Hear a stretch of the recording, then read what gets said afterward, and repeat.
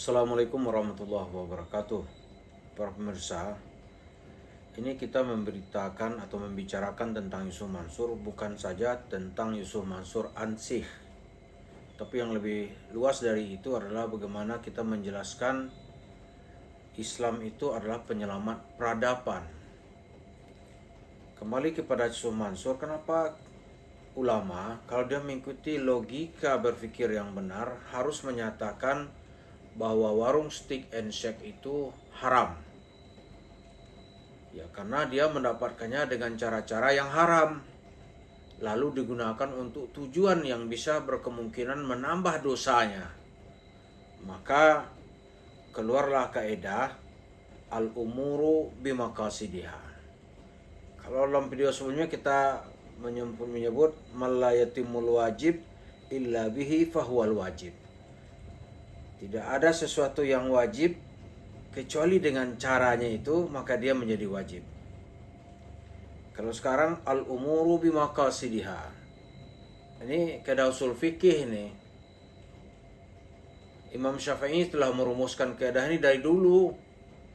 Jadi kalau kiai ingin berjasa ya di dalam mencegah kemungkaran, kesombongan, penipuan yang dilakukan oleh Yusuf Mansur, kaidah ini harus kita ungkap kembali. Segala sesuatu itu tergantung maksudnya.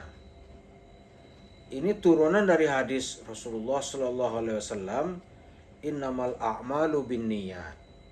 Semuanya amal suatu perbuatan itu tergantung kepada niat.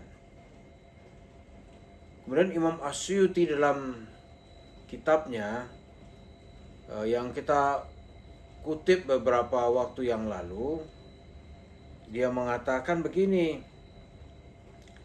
dari innamal a'malu binniyat ini ada kaidah berikutnya yang perlu diungkap lagi, seperti yang disebut oleh Imam Asyuti dalam kitab Al-Asbah wan Nazair, itu adalah al-halalul bayyin wal haramu bayyin wa bainahuma mutasyabihat. Yang halal itu sudah jelas, yang haram juga jelas. Cuma di antara kedua ini ada yang namanya disebut dengan subhat. Subhat. Nah, kita membahas Yusuf Mansur karena dia telah masuk ke dalam kategori haram. Ya, semula-mula mungkin masih adalah subhat, kemudian dia terus menerus dalam subhat ini, maka dia telah terjatuh ke dalam bidang yang haram.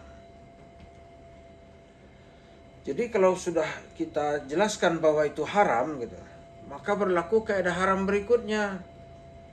Haram itu disebut oleh para kaum usuliyun atau ulama-ulama usul, al-haram itu adalah ma yu'aqabu ala fi'lihi wa yuthabu ala tarkihi.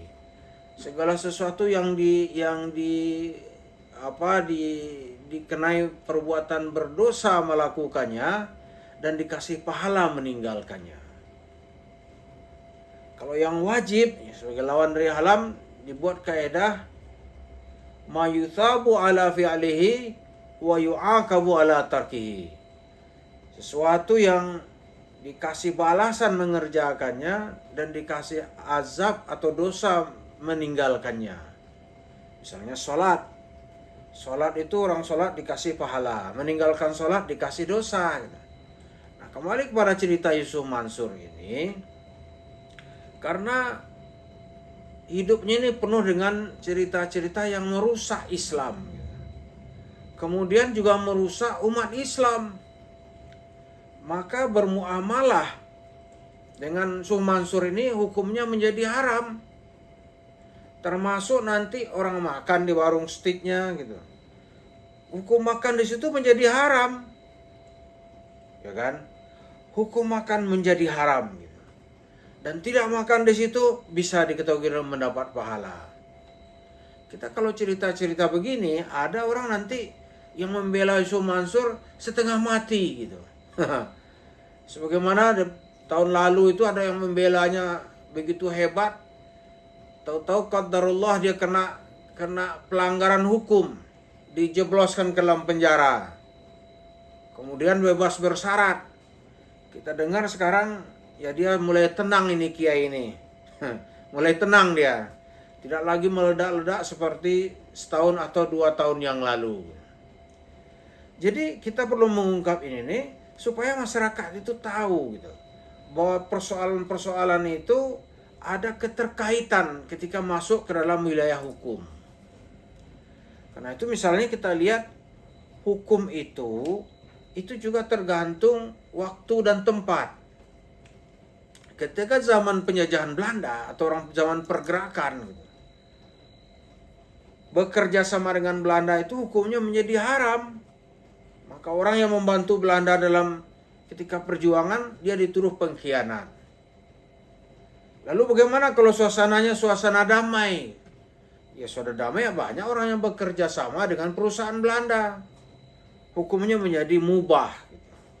Bahkan dalam tingkat tertentu, karena ini memenuhi kebutuhan hidup, dia bisa menjadi wajib. Nah sekarang dalam cerita Yusuf Mansur itu telah merusak citra Islam. Bahkan dia telah menjajah Islam, kemudian dia tuh melecehkan umat Islam. Maka yang berhubungan dengan Yusuf Mansur juga menjadi haram. Karena kalau terpisah Yusuf Mansur dari perbuatannya, maka dia mungkin mendapat pahala, kita yang menolongnya, memisahkan dari perbuatan haramnya juga mendapat pahala. Karena itu di warung steak and shake-nya ini, ketika kita berjuang supaya orang-orang tidak makan ke situ, maka menjelaskannya ini pun juga mendapat pahala. Ada seorang syekh di Masjidil Haram ini. Ini dia membahas usulus salatah. Taisiril wusul ila salasati usul. Taisiril wusul ila salasati usul. Itu judul bukunya. Dia mengatakan begini, misalnya sepotong pisang. Pisang itu hukum asalnya halal. Tapi ketika Anda kasih kepada musuh-musuh Islam atau orang-orang yang dengan mendapat makan ini dia akan menjadi durhaka, maka di saat itu hukumnya bisa menjadi haram. Walaupun orang ini tadinya adalah muslim, tapi dikasih kepada dalam tanda kutip non-muslim. Dengan cara dia mendapatkan pisang ini, dia terbebas dari kelaparan dan dia bisa mengantarkan dia beriman kepada Allah, maka hukumnya menjadi wajib. Begitu seorang syekh menjelaskan di dalam pengajiannya di halaqah Masjidil Haram. Nah, tujuan kita mengungkap sisi lain dari cerita Yusuf Mansur ini adalah supaya ya ulama-ulama di Timur Tengah itu juga tahu bagaimana praktek Islam yang diajarkan oleh tokoh-tokoh yang mengaku dirinya dai. Bagaimana mereka mengajarkan ajaran sesat ke tengah kaum muslimin. Dan biasanya kalau publikasinya ini banyak, itu ulama-ulama dari Haramain itu merespon. Contoh yang terakhir yang direspon itu siapa? Itu cerita palsu dari Habib Umar. Habib Umar kan guru Yusuf Mansur tuh. Dia dengan yakinnya dia mengatakan, wallahi, matanya itu berkedip-kedip, ra'aitu Rasul fi zawiyah, Rasul fi zawiyah, Rasul yatba'ni. Dia mengatakan, saya lihat Rasul di pojok itu. Saya lihat Rasul di pojok itu. Wallahi, pakai wallahi, Rasul mengikutiku. Itu ditantang oleh ulama-ulama di Haramain. Kalau ada satu dalil saja yang bisa Anda kemukakan, mari kita bertemu gitu. Karena nggak ada Rasul semenjak dia meninggal mengikuti sahabat aja nggak ada. Mengikuti istri juga tidak ada. Lalu itu juga bertentangan dalil-dalil. Baik dengan dalil akal maupun dari Al-Quran dan hadis. Nggak berani tuh Habib Umar memenuhi tantangannya.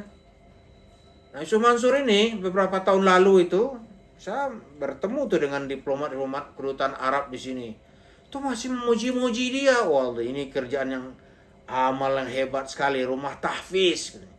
Saya bilang itu kiz khida'un. Saya bilang itu tipu aja itu. Ente ditipu.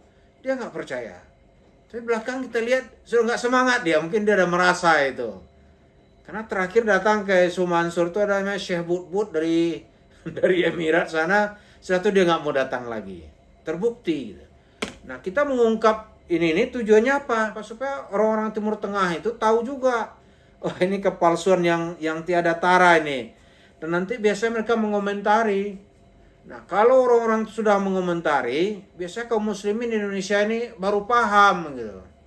Kalau kita yang mengomentari kadang-kadang ini apa sih ini? Yusuf Mansur juga melecehkan kita, siapa sih lo gitu. Tapi begitu kita ungkap dengan dalil-dalil kita, bisa dalil itu kan yang sulit dibantah gitu. Baru mereka lihat, oh ternyata beginilah kesesatan yang diajarkan oleh Yusuf Mansur di tengah kaum muslimin untuk mendapatkan uang. Dan uang itu nanti dilihat, oh ini membangun warung stick and shake rupanya gitu. Untuk usaha, jadi dia menjajah kaum muslimin untuk mendapatkan uang. Jadi publikasi kita ini semoga mendapat